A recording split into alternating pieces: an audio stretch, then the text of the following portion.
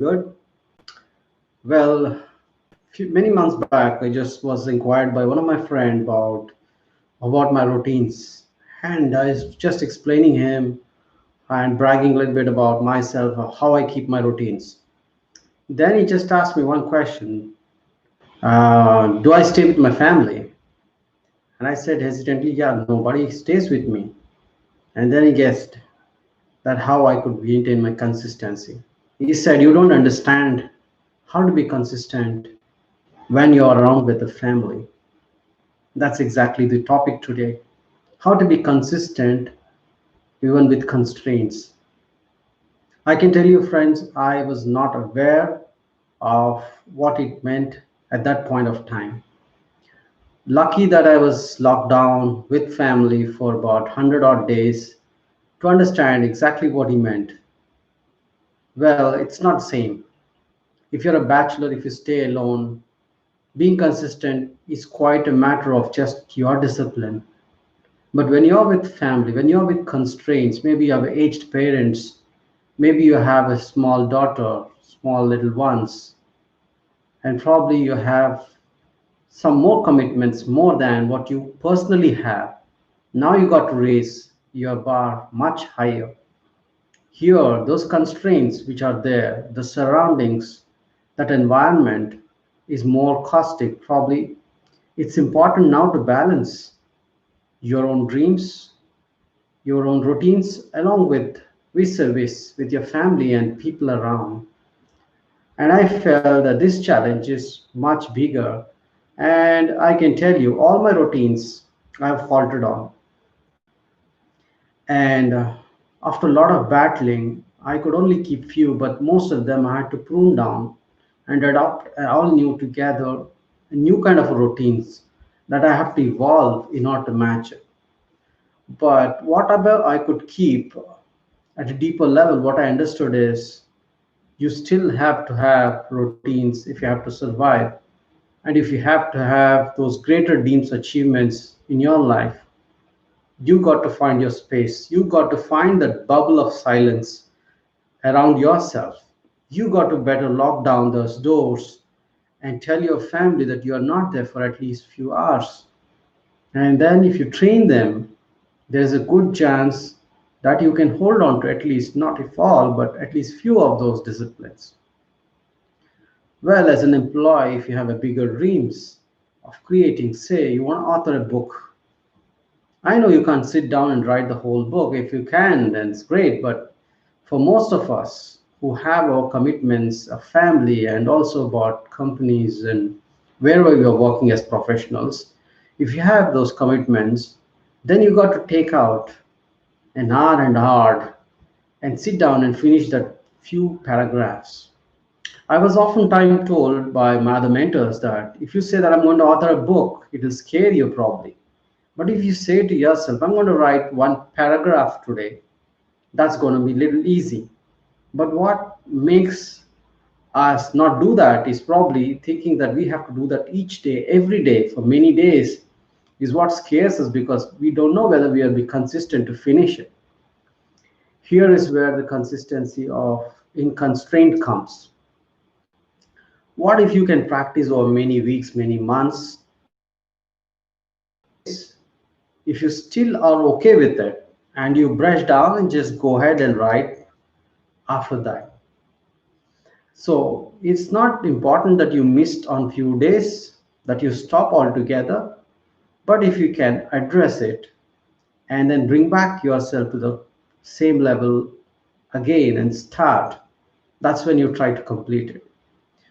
I know of great authors who have authored books and have New York best-selling authors have also admitted that whatever assignment they started, it went into cold storage, and that somebody had to push them to finish that assignment. So it's okay if you miss a couple of times, but you never have to give up on your dreams. And that's what is a consistency with constraints. In my 100 odd days when I was with family, always I have found my bubble of silence, maybe sometimes very late evening and sometimes little early, but I somehow managed to create one articraft a day for 100 plus days. So which it means that it is possible for all of you, for all of us, if we are having the bigger dream. As Abdul Kalam has put it, if your dreams are bigger than yourself, and if you are awe-inspired and after it, then it is possible.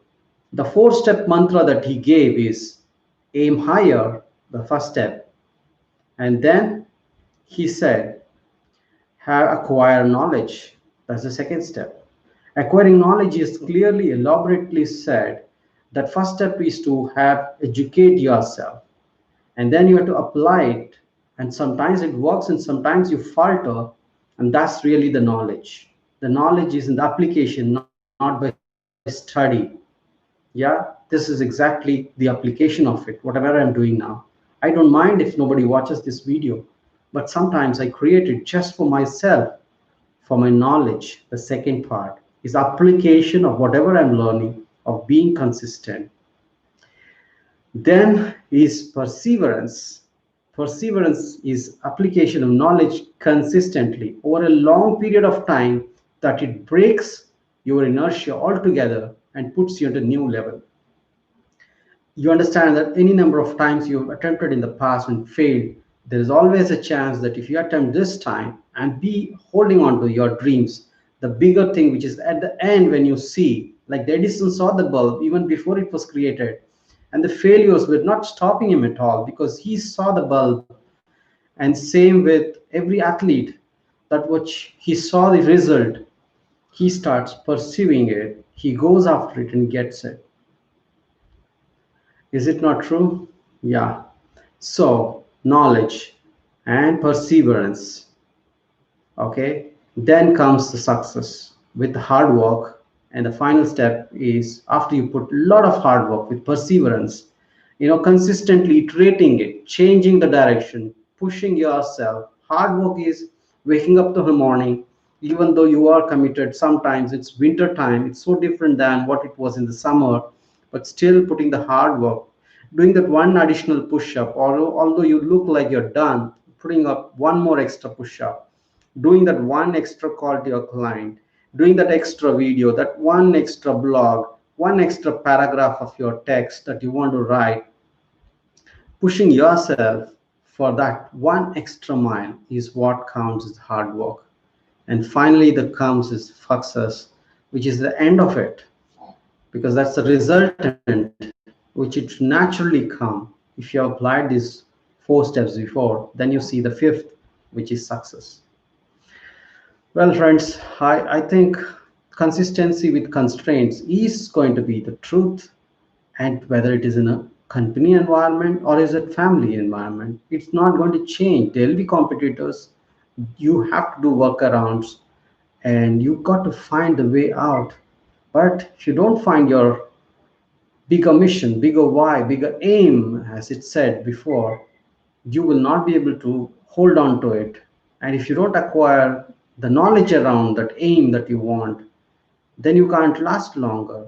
Then if you are persistent, that first is forcibly persistent, and then comes a natural flow.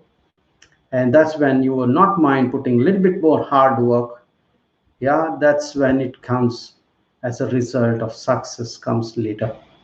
So most of the people have actually taken this in a reverse order. They think that they won't get success first and then they will put the hard work. No, you got to become famous first. You got to become, put the hard work first. You got to become famous, then comes the success. So friends, I think all of us have to find our strengths. We got to go after it, and after long practice is when you get there. So the best interest of yourself and the world, you got to prune down whatever you are after. If you try to do many things, then you will be not good at any of them. Better try to hold on to certain areas. It would take many years. I did for me.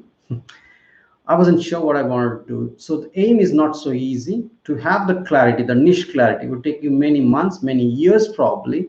But if you're consistent on holding on to finding out what is your big why are you on this earth for, what is that you can selflessly do without getting tired, that's when you can be really consistent. Without minding, you will put all the hard work, and just success is byproduct, my friends. I think it's what's going to show up anyway. So I hope you will find your bigger passion. You will be consistent in whatever you want to be. If you want to hang on with cool people like those you whom you want to become successful, want to be consistent, who want more support, then I would request you to join my VIP community. We are together trying to get and become an entrepreneur, which is nothing but an extraordinary employee, extraordinary in everything that we do. And I look forward to see you there. Thank you and take care. Bye bye and have a fantastic evening.